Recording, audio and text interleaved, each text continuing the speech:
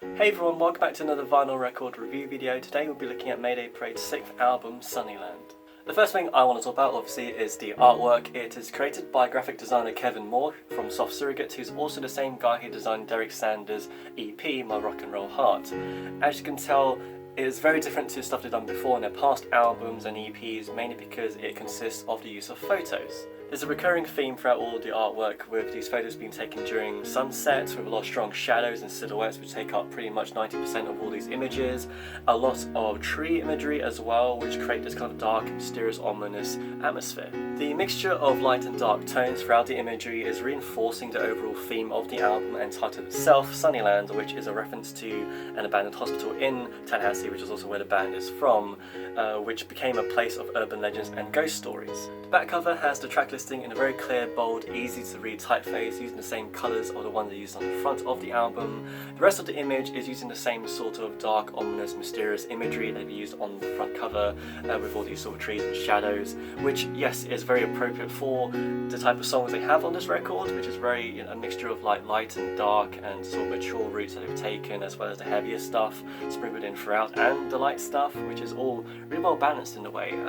I just feel like for a cover of an album, it's really important to capture, every sort of aspect in terms of design, because there's a screen print poster which I feel like would have been a way more appropriate and cool looking cover for this album, which has a guy and a girl standing in the middle facing this really old, cool looking building with great use of colours. There's also they're standing on like a lake or something, and there's these light rays coming from behind the building, which is like almost a reference to some of their earlier artworks, which I feel like would have been just way more appropriate and way cooler. But that's obviously coming from me as someone who designs stuff. But obviously these photos are excellent photography, because it's capturing all these really cool colours and this sort of orange and teal kind of look going on here.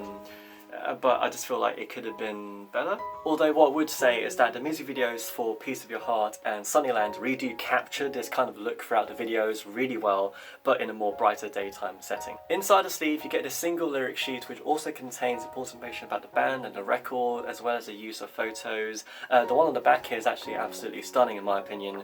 One thing I actually also noticed is that they've used this clever little colour swatch thing which picks out very specific colours they use throughout the record, which I thought was actually quite a nice touch, and as you can see they've used those colours here.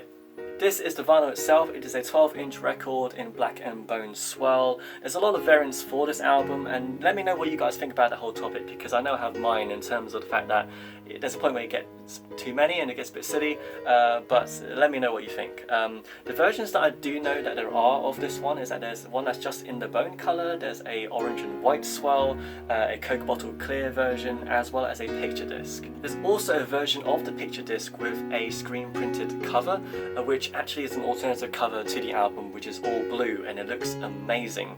If one of you guys have it, please let me know, because I'd love to find out more. The album Sunnyland has 13 tracks, and 4 of them are actually slow songs, which is way more than we normally get, because usually it's just maybe one halfway through the record, so already it's quite an interesting approach. The album kicks off in the classic Mayday style with a really fast-paced, upbeat track, which does a really good job making it sound happy whilst being quite sad in its undertones. In general, I do quite like the song because of how relatable some parts of it are, especially with the story in the first verse about this couple and the tension that's between them. It kind of reminds me about a girl I know back, during the same year it was released, which kind of, that's how it kind of resonated with me.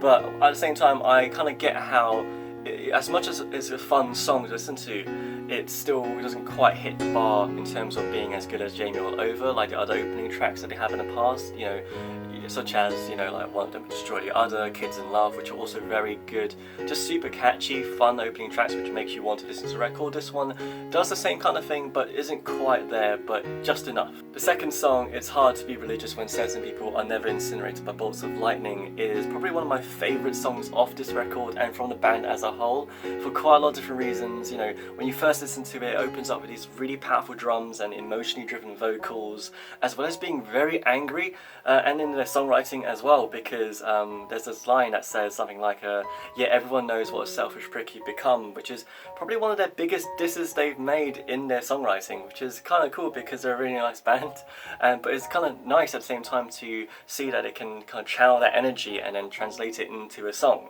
I think that's actually very interesting. There's another thing where how I remember them saying in an interview that this was written around the time shortly after Trump was elected to become president, so you kind of get where all of this anger, energy and passion is coming from.